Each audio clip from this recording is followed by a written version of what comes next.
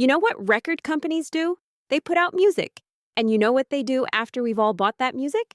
They re-release it, sometimes just a little bit different. So we buy it again. Last time, we took a deep dive into Brothers in Arms by Dire Straits. This time, we're checking out the live stuff they added to the original album, just to see if it's worth picking up the record all over again. Now, the original album, it's great as it is. No need to fix it, remaster it, or mess with it at all. But what about that bonus material? The live show from 1985. Is it any good? Let's find out, shall we?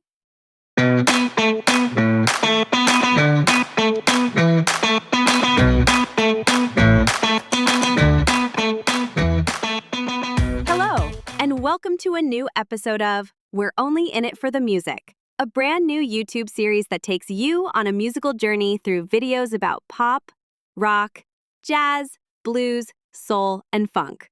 In other words, from ABBA to Zappa and everything in between. If you're enjoying this series, don't forget to click like, subscribe, and hit that notification bell so you'll always be the first to know when a new episode drops. But enough of that. Never mind the bollocks. We're only in it for the music.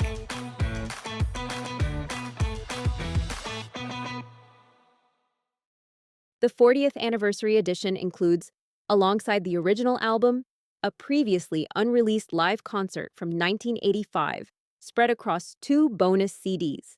Since most music lovers already own the original studio album, it's a welcome gesture from the record label to offer something extra in the form of a live show, instead of just repackaging the same old material. But the big question is, of course, is the bonus material interesting enough to justify buying the album all over again? And is the live concert actually any good? Well, I did my own private investigation to find out what it's all about.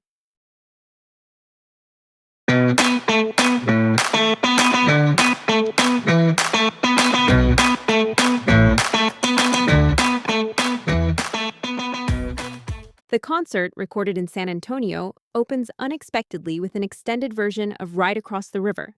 Live recordings from the Brothers in Arms tour have circulated for years as bootlegs, but are now officially available in high-quality sound.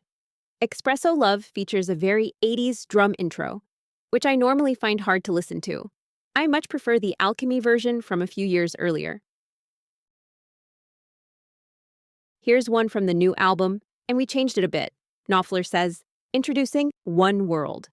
The song had only just been added to the set list in North America and wasn't played in Europe, where So Far Away was performed instead.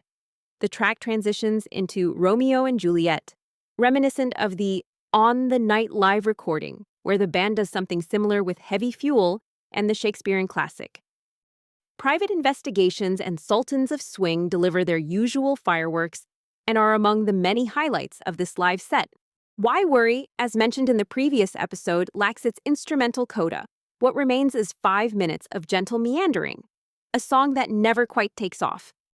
I have a bootleg from the same tour featuring a show in Sydney, including a version of this song with the long coda. So it seems like they didn't always play this particular track the same way each night. I generally prefer live versions of Walk of Life over the studio take, though it's still a song I can easily live without. Two Young Lovers and Money for Nothing, minus the controversial lyrics, pick up the pace and volume, followed, quite surprisingly, by a performance of Wild West End. Originally a laid-back track from the debut album, Knopfler & Co. give it a fresh spin live. The saxophone intro sets the tone, while the national guitar calmly strums through the opening minutes. After 6 minutes, a blistering guitar solo erupts, accompanied by swelling piano chords. The solo, likely played by Jack Sonney, given the stylistic contrast with Mark's usual tone, has a Van Halen-esque vibe. While it injects a shot of adrenaline, it also feels slightly out of place and over the top.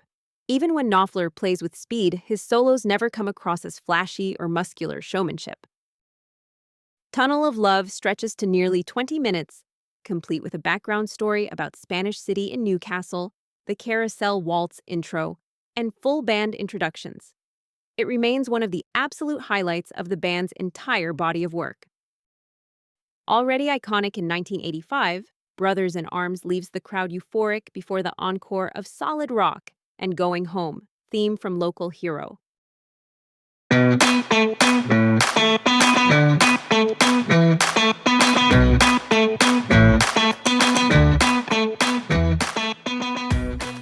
All in all, the live concert is a welcome addition to any Dire Straits collection. Unfortunately, the re-release of the original album offers little added value. It sounded great 40 years ago, and it still does today. But if you didn't own a copy of the album yet, shame on you. This might be your chance to get the most extended version available to date. Or, like most of us, you already own the original Brothers in Arms album, either on LP, CD, or both, and you're mainly in it for the live stuff on the 2 bonus discs to add to your collection. So is it worth purchasing? Depends on where you stand. I'd say, yeah man, I want more MTV. I want more Dire Straits. Jesus woman, I'm in dire straits here! My favorite tracks from the San Antonio show are Ride Across the River, Romeo and Juliet, Sultans of Swing, Money for Nothing, Wild West End, Tunnel of Love, Brothers in Arms, Solid Rock, and Going Home, theme from Local Hero.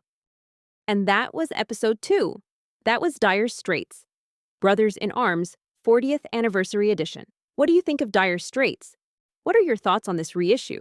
Would you buy a copy on vinyl or CD? Leave a comment and check out all the music from the series in the Spotify playlist via the link below. Like Mark Knopfler himself. Oh, hi, Mark. We will now lay Dire Straits quietly to rest. But unlike Knopfler, we will revisit the band in the future for more album reviews and a full ranking of both the studio albums and the live stuff. But that's all music for the future. Thank you so much for watching. See you next time. In the meantime, drop the needle, press play, and remember, we're only in it for the music.